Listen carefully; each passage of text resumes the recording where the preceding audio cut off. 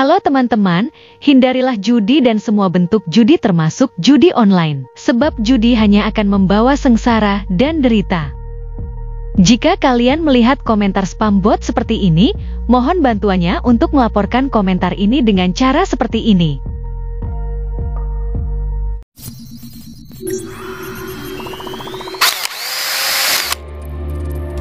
Assalamualaikum warahmatullahi wabarakatuh. Selamat datang kembali di Rio Hotspot Channel. In the league, they do not play 14 minutes. So they have to think about themselves why they don't score goals. Because I cannot put my legs on the dam. They have to do it themselves. They have to finish. They have to go to the club. 14 minutes on the pitch. Start. Finishing. I cannot do it with them because I get them here, and in the league they do not play 14 minutes with the club, and then they come back. Look to the players who play many minutes. Look. Oke, gimana? Udah dengar sendiri kan ucapan dari Gerard van den Berg usai ditahan imbang Laos 0-0 nih ya. Nah, harusnya di sini kalian paham nih, ada dua hal yang bisa kita cermati di sini. Yang pertama, Gerard van den Berg ini udah dua kali lo ya menyentil atau mengkritik liga. Yang pertama itu soal regulasi 11 pemain asing. Yang kedua soal pemain U23 yang jarang dipakai di liga katanya. Tapi anehnya ya, meskipun udah sering mengkritik liga, nggak ada tuh sentilan apapun dari federasi kita. Artinya apa? PSSI itu adalah standar ganda loh ya. Ketika ada yang mengkritik seperti Yuran Fernandes itu langsung dihukum, betul-betul gong. Lalu juga Sintayong deh ngeritik liga langsung dipecat. Nah, bagaimana dengan Gerard van den Berg? Dua kali loh dia ini mengkritik liga, tapi nggak ada tuh sentilan dari federasi kita. Ya wajar lah kalau mereka ini nggak ada respon ya. Kalau PSSI ini nggak ngerespon apa yang diucapkan Gerard van den Berg. Ya iyalah, kan mereka yang milih. Ya masa, kan kita yang pilih. Masa kita yang pecat? Apa kata dunia? Berarti kalau kita pecat, pilihan kita jelek dong. Itu yang ada di pikiran PSSI. Yang kedua, yang bisa kita cermati dan ambil hikmah dari apa yang diucapkan oleh Gerard van den Berg dan apa yang terjadi pada timnas U23 saat ini. Ya ini maaf kata nih buat orang-orang yang merasa paling pinter, yang sering ngatain kami ini ternaknya Sintayong. Kalau kalian memang merasa pintar, mengasah pengetahuan sepak bola lebih pintar dari kami, harusnya kalian udah tahu dong, dari zaman baheula, dari zaman dulu, nggak ada sejarahnya loh ya, Indonesia nggak bisa menang lawan Laos, siapapun pelatihnya.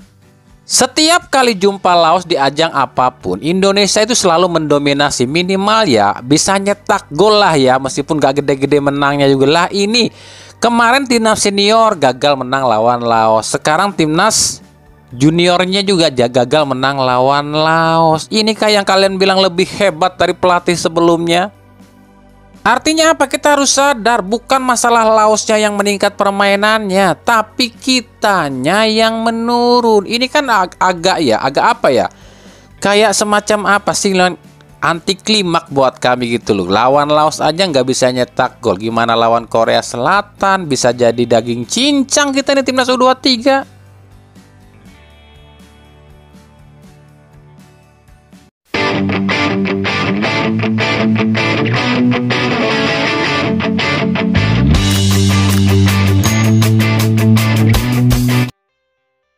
Nah, pernyataan atau komentar dari pelatih timnas U23 Gerard van den Berg soal pemain U23 yang jarang dipakai di liga ini ternyata dibalas komentar oleh pelatih Persija Jakarta Maurizio Sousa. Dengerin berikut ya ucapan dari Maurizio Sousa.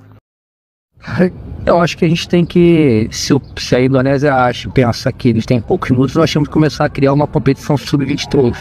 Eu desconheço no mundo alguma competição que exija que jogue um jogador 23 na Europa. De Europa te dá do Brasil também. De Brasil te dá da Argentina também. Aqui se exige que jogue um jogador 23. A gente só vai conseguir dar mais minutagem para a gente montar uma competição W20. E aí eles vão jogar mais tempo.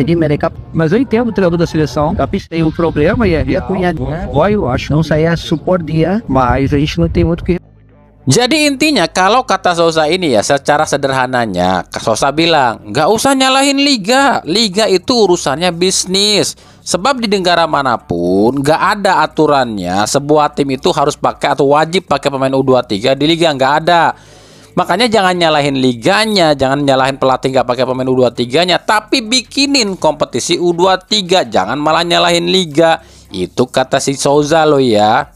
Nah, aneh sih setuju nih dengan apa yang diucapin sama Maurizio Sousa nih. Kan PSSI cuma fokusnya ke timnas bukan ke liga. Ya jangan salahin liga dong. Liga itu mah industri, ya semaunya liga lah. Soal timnas ya urusannya PSSI. Ngapain nyalahin liga? Ya kalau PSSI mau pemain U23 main full dalam satu pertandingan, ya bikinin dong kompetisi U23 biar mereka bisa main secara reguler. Jadi di sini ente betul coach Sousa ya. Ya emang sih ini kadang-kadang nih PSSI ya, kalau timnas menang aja ini kayaknya bangga hasil polesan sendiri nih. Kalau kalah aja, kalau beruntung aja nyalain ke yang lain. Ada ente kadang-kadang ente ya. Oke, kita lanjut ke AFC sebentar ya. Nih laga AFC Champions League akan segera dimulai, baik ACL 1, ACL 2 maupun ACL 3. Nah mungkin ya kita sebagian besar masyarakat di Indonesia akan berpikir kalau tim-tim yang main di ACL 1 ini udah pasti tim-tim yang top Asia lah ya. Bahkan mungkin skuadnya isinya pemain-pemain wah dan mahal-mahal, wajar. Memang seperti itu keadaannya ya. Kenyataannya pun seperti itu karena tim-tim yang berlaga di ACL 1 itu biasanya diisi oleh negara-negara elit Asia seperti Timur Tengah, Cina, Jepang, dan Korea Selatan. Sementara untuk tim-tim dari Asia Tenggara atau ASEAN, mungkin dari sisi kemewahan skuad masih bisa dibilang ya di bawah lah ya, di bawah tim-tim dari Timur Tengah, mungkin Cina, Korea, dan Jepang loh ya. Nah, di musim 2025-2026 ini ASEAN, AFF ataupun Asia Tenggara ini mengirimkan 18 klub wakil ASEAN di 3 kompetisi ACL 1, 2, dan 3 dengan rincian ada 2 tim di ACL 1 yakni JDT dari Malaysia dan Buriram United dari Thailand. Lalu 9 tim di ACL 2 yakni LCS Singapura, BG Pathum Thailand, Persib Bandung Indonesia, Bangkok United Thailand, Chong An Vietnam, Selangor FC Malaysia, Racan Buri Thailand, Tampines Rockport Filipina, dan Kaya Iloilo Filipina. Lalu ada 6 tim di ACL 3 yakni Dewa United Indonesia, Sun United Myanmar, Sphairyeng Kamboja, Phnom Penh City Kamboja, Manila Tiger Filipina, dan Ezra FC dari Laos. Nah dari 18 tim wakil ASEAN alias wakil AFF, wakil Asia Tenggara di AFC Champions League musim ini, ternyata ada 5 tim yang disebut tim yang paling mengerikan dengan kedalaman skuad yang paling mentereng versi AFC. Jadi kemarin AFC merilis ya 5 tim dengan kedalaman skuad paling mumpuni, paling mentereng, paling wah dari 18 tim peserta atau wakil ASEAN di AFC musim ini. Di urutan pertama tentu saja adalah Johor Darul Ta'zim dari Malaysia. Ini kalau kata AFC ya, skuad Johor Darul Ta'zim ini kalaupun pemain cadangannya dijual atau dipinjamkan ke klub lain, pasti akan jadi bintang utama di klub itu loh ya. Saking menterengnya pemain dari Johor Darul Ta'zim.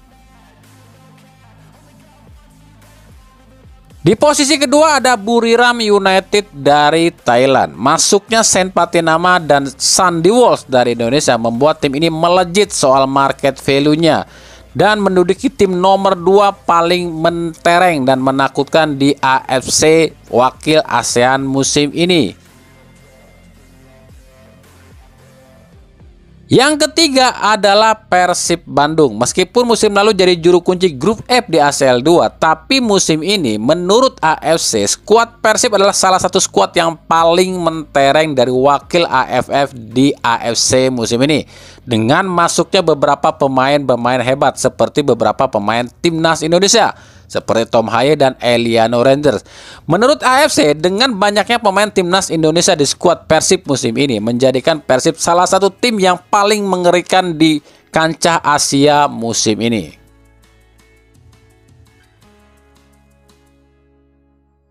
Di urutan keempat ada Namdin dari Vietnam. Musim lalu Namdin ini jadi runner up Liga Vietnam, tapi tim yang dimiliki kepolisian dari negara Vietnam ini musim ini merombak total skuadnya dengan mendatangkan bintang-bintang kelas yang mungkin bisa dibilang kelasnya Asia lah ya. Jadi tim ini tuh memiliki kedalaman skuad yang cukup mumpuni. Di posisi kelima adalah Lion City Sailor, juara Liga Singapura yang musim lalu menduduki posisi ketiga tim paling mentereng di Asia loh ya. Tapi musim ini turun ya. Kenapa demikian? Karena LCS ini mengurangi skuadnya. Skuad LCS ini cuma 25, tapi isinya pemain-pemain berkelas semua. Bahkan menurut AFC, pemain LCS ini kalau dijual, ini di klub yang barunya mungkin akan jadi pemain termahal kali ya.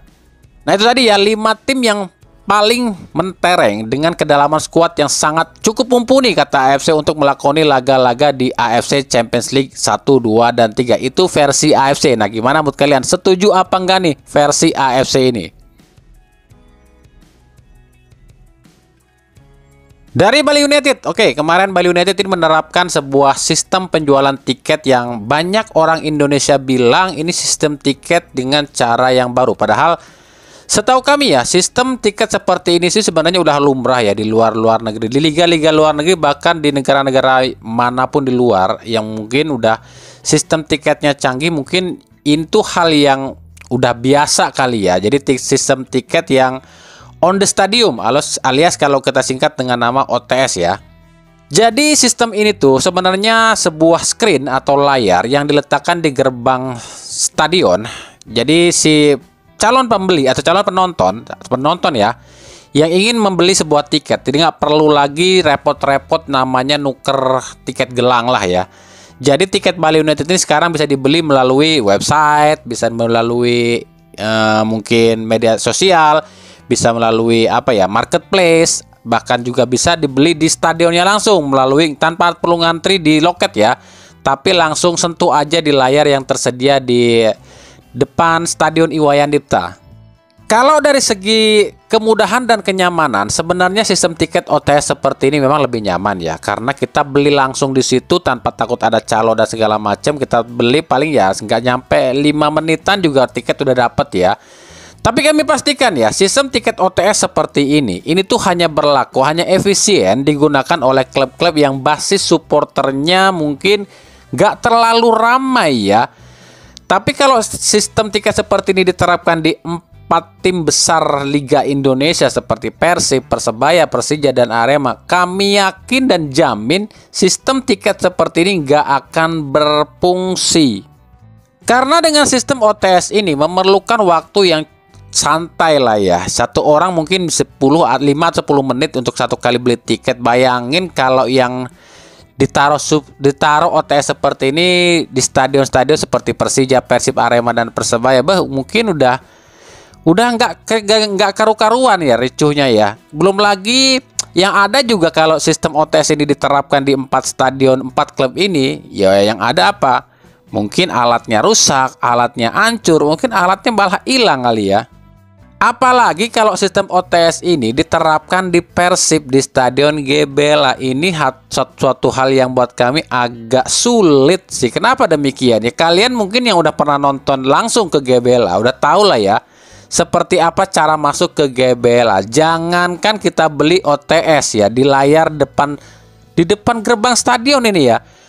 Masuk GBLA itu di ring 1 aja yang jaraknya jauh dari stadion GBLA udah diperiksain, udah ditanyain tiket, lolos di situ ada ring 2, ada ring 3. Gimana kita mau beli langsung di stadion? Belum nyampe ke stadion aja kita udah diperiksa kok. Jadi kalau pendapat kami, sistem OTS atau on the stadium ticket ini hanya efektif, hanya berlaku mungkin akan efisien bagi tim-tim yang memang basis supporternya dikit, dan juga bisa diterapkan sih di Indonesia di seluruh klub kalau memang supporter kitanya udah pada dewasa. Kalau di Indonesia ada kayak gini, bukannya malah bagus malah hilang nih alat.